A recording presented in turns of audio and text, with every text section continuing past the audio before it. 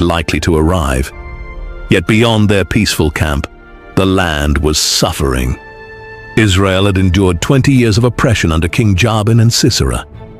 Sisera's cruelty was legendary. He ruled through fear, crushing freedom wherever he went. Mothers even used his name to frighten children. He destroyed villages without mercy and seized farmers' crops, leaving countless families hungry, desperate, and struggling simply to survive. No one challenged Sisera because he commanded 900 iron chariots, terrifying machines that dominated battlefields and crushed resistance everywhere. People became so frightened they abandoned roads, deserted homes, and hid in damp mountain caves, rather than risk encountering Sisera's forces. Terrified families prayed desperately for deliverance. While everyone else hid from danger, one woman named Deborah chose to stand up. Deborah was an elderly prophetess filled with unwavering faith. One day, she summoned Barak, commander of Israel's hidden resistance fighters. When the message reached him, Barak immediately left his home in Kadesh. He traveled south to meet the woman everyone respected. Days later, Barak arrived beneath Deborah's palm tree. There, the prophetess was waiting with a message that would change everything. Deborah looked directly at him and delivered God's command. "Gather 10,000 men and march to Mount Tabor." She promised God would trap Sisera's army near the Kishon River. But Barak feared his lightly armed soldiers couldn't possibly win. Desperate and uncertain, Barak made a condition. He would go only if Deborah accompanied him into the coming battle. Deborah agreed, but warned him that the honor would not belong to him. Someone else would receive the glory instead. "The Lord will deliver Sisera into the hand of a woman." Barak ignored the warning. He simply wanted to survive. Barak gathered his men, and together with Deborah, they marched toward the Kishon River to face Sisera's seemingly unstoppable army. When Sisera learned the Israelites were actually coming to fight, he laughed openly. To him, victory seemed completely guaranteed. Confident and arrogant, Sisera assembled all 900 iron chariots alongside thousands of trained soldiers near the Kishon Valley. He raised his spear and ordered the charge. The earth trembled beneath the weight of iron wheels and galloping horses. But as the chariots advanced, darkness swallowed the valley. A violent supernatural storm exploded overhead and transformed the battlefield. It was a monstrous wall of water that flooded the earth in seconds, accompanied by blinding flashes of lightning that struck the iron chariots, turning them into electric traps. The peaceful Kishon River instantly turned into a roaring, overflowing wall of wild water. In minutes, the dry ground turned into a deep, thick, sucking swamp of mud. The heavy iron chariots, Sisera's greatest strength, became his worst nightmare. Sisera watched his invincible army fall apart in moments. Realizing the battle was completely lost, his pride was completely shattered. The great general did something no one ever expected. He jumped down from his beautiful chariot and began running away on foot into the blinding rain, desperate to save his own skin. His feet were bleeding from the sharp stones, and every time the wind blew, he jumped, looking for any place to hide from Barak's chasing army. This brought Sisera directly to the peaceful camp of the Kenites, and straight to the tent of Jael. When Jael saw the exhausted, muddy warrior stumbling into her camp, she recognized him instantly. She knew the treaty her husband had with his king, but she also knew about his 20 years of cruelty. She did not run away. She did not scream. Instead, she walked out to meet him with a gentle, welcoming smile and said, "Thank you." "Turn aside, my lord. Turn aside to me. Do not be afraid." Sisera let out a massive sigh of relief. He thought fortune was finally smiling on him. He stumbled past her, crossing the threshold into the dark, cool safety of her tent. But what he didn't know was that this little movement was going to completely destroy his life. Sisera lay on the floor, his body shaking from pure exhaustion, and his throat burning with thirst. He looked up at Jael. "Please give me a little water to drink, for I am thirsty." Jael nodded submissively. She turned to a leather container, but she didn't give him water. She wanted him to feel completely safe and relaxed. She opened a skin of rich, warm, creamy milk instead. She poured it into a beautiful, heavy, lordly bowl and held it for him as he drank greedily, spilling it down his muddy beard. The heavy milk, the warmth of the thick blanket she draped over him, and the sheer exhaustion of running for his life worked together perfectly. Sisera's eyelids became incredibly heavy. The tension in his massive body began to melt away into the soft rugs. But right before he closed his eyes, his paranoia flared one last time. "Stand at the door of the tent," he whispered heavily. "If anyone comes and asks you, 'Is there a man here?' you must say, 'No.'" Jael looked down at him, her face completely unreadable, and gave a soft nod. "Rest, my lord. I will watch." Satisfied, Sisera closed his eyes. Within seconds, the most feared man in the world fell into a deep, heavy sleep, his loud snoring filling the small tent. Jael stood over the sleeping giant, listening to the steady rhythm of his breathing. She knew that peace with a tyrant was no real peace at all. She knew that if this man woke up rested, he would return to his king, rebuild his army, and continue murdering innocent people. She had a massive choice to make. She chose Stay silent, play the role of a good host, and protect a monster, or risk her life to free a nation. She chose bravery. She moved with absolute silence. She knelt right beside his head. Sisera was turned on his side, his temple completely exposed and defenseless. She placed the sharp point of the wooden peg directly against his skin. She raised the heavy mallet.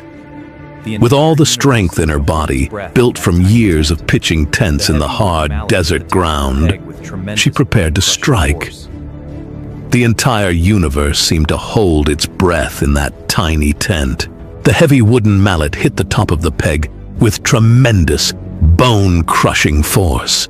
The sharp wood pierced clean through the warlord's temple before his brain could even register the pain.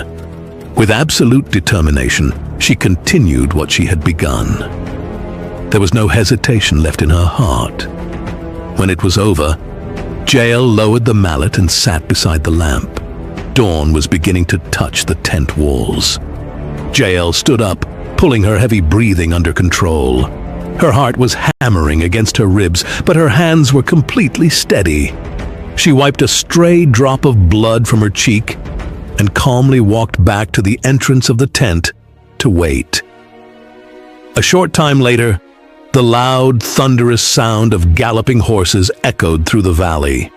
Barak, still leading the hunt for the general, rode fiercely into Jael's camp.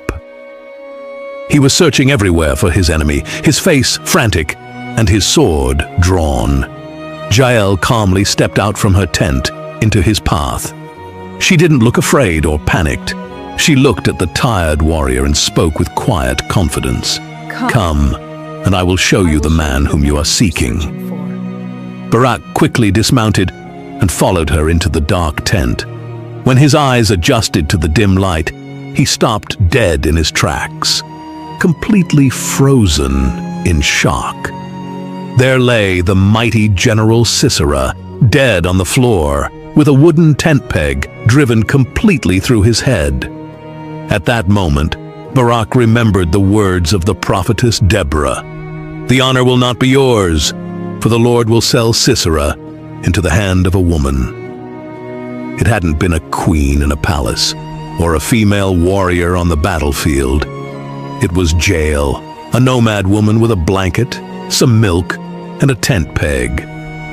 From that day on, The power of the cruel King Jabin was completely broken, and the people of Israel finally walked out of their caves and returned to their homes. The land finally enjoyed peace for 40 years. Jael's name was sung by generations as the most blessed of women, the unlikely hero who had the courage to strike when the world needed it most. Imagine walking outside alone, and suddenly a massive object crashes down right in front of you. You walk closer, expecting to see a rock, but instead, you find a man in a black robe. This is Satan, once known as Lucifer. He had everything a man could want: wisdom, beauty, and power. But Lucifer wasn't satisfied. He wanted more, a higher power, but that desire would one day cost him his own life. Before humans existed, the universe was a massive, quiet space of spirit and light.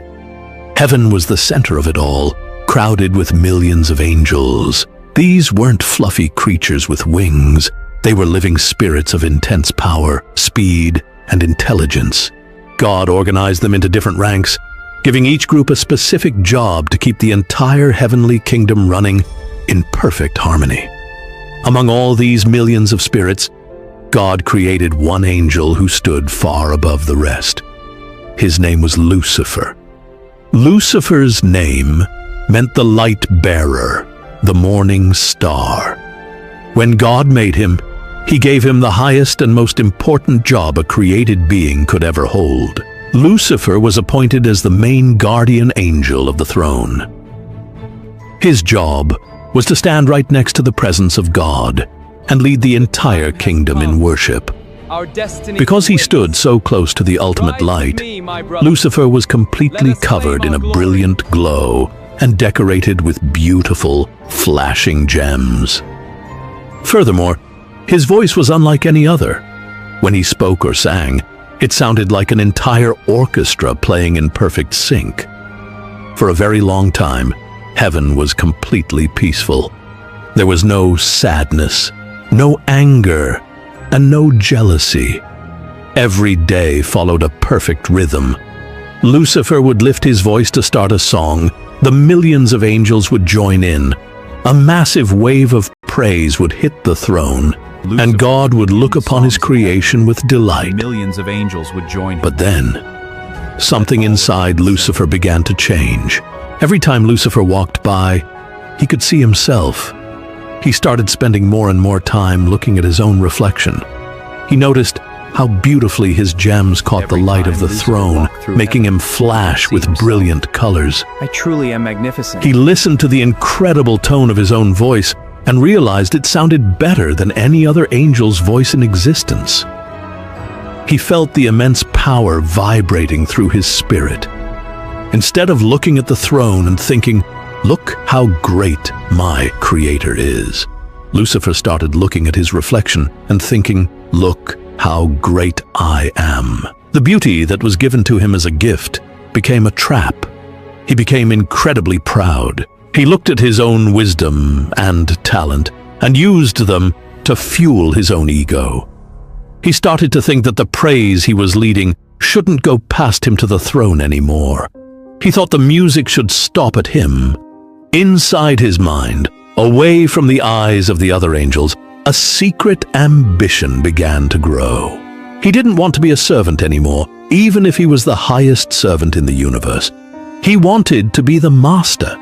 He wanted the throne. He wanted the crown, and he wanted the worship. But Lucifer was smart. He knew he couldn't just walk up and attack God by himself. God was all-powerful, and a one-man attack would end instantly. If Lucifer was going to make a real move for the throne, he needed an army. He needed a massive number of angels to back him up so he could overwhelm the kingdom. So the light bearer decided to become a politician. He started sneaking around the different areas of heaven, visiting the various ranks of angels in secret. He used his beautiful voice and his incredible intellect to twist the truth and plant seeds of doubt. He would find a group of angels working in their assigned stations, sit down with them, and act like a concerned friend. We must. He would say things like, "Why do we have to follow all these strict rules day after day? Look at how strong you are. Look at your power. Why does the Creator get all the credit and all the worship, while we do all the hard work?"